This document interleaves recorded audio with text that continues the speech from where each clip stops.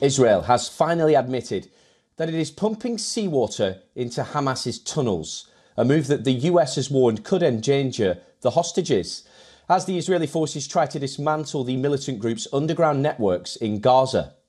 Now, after more than a month of declining to comment on reports that the Israel Defense Forces was flooding Hamas's tunnels using water from the Mediterranean Sea, Israeli officials have now acknowledged that they are using that tactic.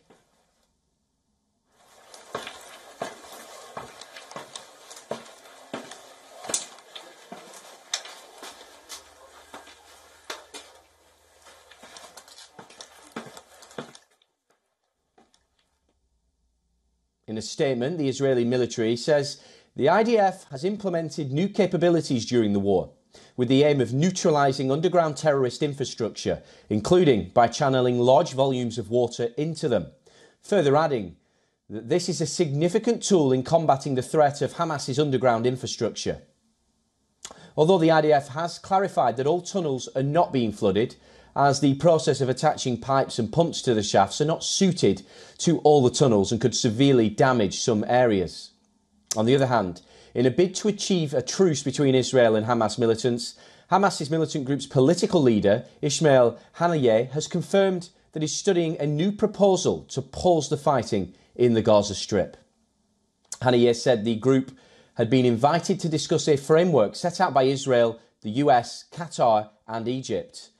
The proposal comes as one of the most serious peace initiatives in the month-long Israel-Hamas war.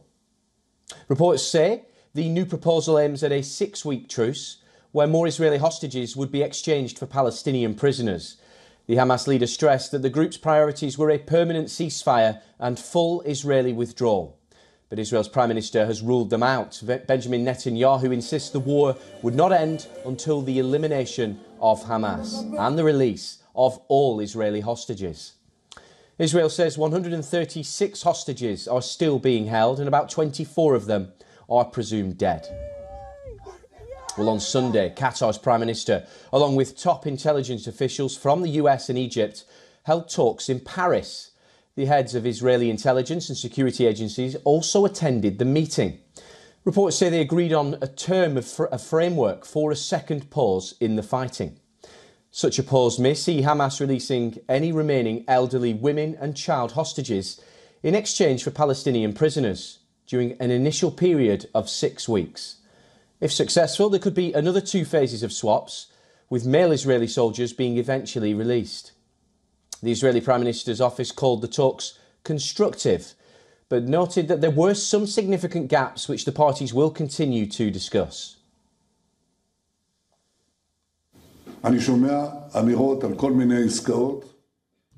I hear talks of all sorts of deals, so I want to make it clear. We will not end this war without achieving all of our goals. This means the elimination of Hamas, the return of all our abductees, and the promise that Gaza will no longer pose a threat to Israel. We will not pull out the IDF from Gaza Strip, and we will not release thousands of terrorists.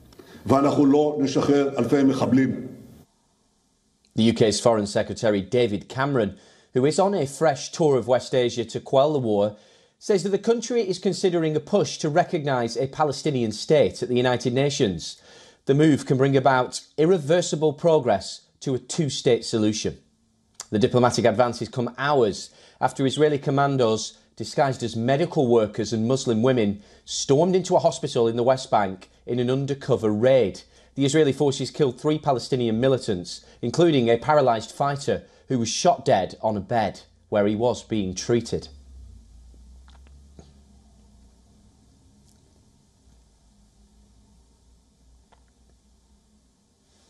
Well, for more on this, we're joined by our correspondent, as ever, Jodie Cohen, joining us live from Ra'anana. And Jodie, there's obviously a lot developing at the moment. Israel's raiding the hospital, and at the same time, negotiations on a potential new ceasefire deal. What can you tell us?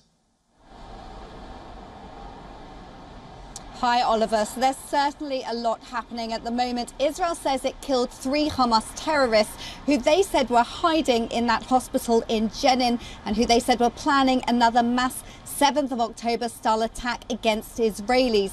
According to reports, Hamas is considering a new proposal which appears to have been accepted by Israel for a ceasefire and hostage release deal. Now, that would involve a pause in the fighting and the early release from prison of a number of Palestinian security prisoners in exchange for freeing some of the 136 Israeli hostages who are still remaining in captivity in Gaza, and they've been there now for 118 days.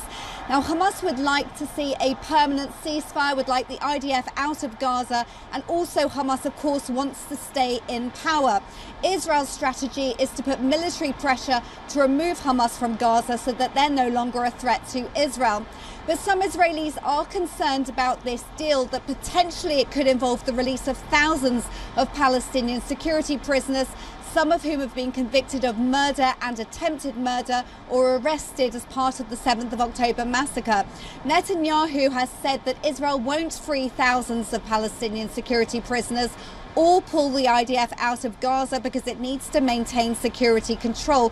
But on Wednesday, a Hamas delegation is in Cairo for talks, and that's including Hamas leader Ismail Haniyeh, which suggests the seriousness of these negotiations. And Netanyahu's top confidant, Ron Dermer, is also in Washington. He's going to be meeting National Security Advisor Jake Sullivan and others. And we know at the weekend also US Secretary of State Antony Blinken is going to be making his 6th trip to Israel since this war began. And according to some Egyptian officials who are unnamed, they have said that we could expect an agreement as early as next week. But Israel has cautioned that gaps remain between Israel and Hamas's demands. So lots developing on that front. Let's talk more now about those reports on Israel flooding the tunnels in Gaza. We were speaking about that a little earlier in the bulletin. What more can you tell us about that and about the risks, of course, involved with that move? Right, so the Israel Defense Forces have confirmed that they are flooding some Hamas tunnels with seawater. Remember, Hamas is said to have built a tunnel network that's thought to be around 500 kilometres long. That's bigger than the UK, the London and New York's metro systems.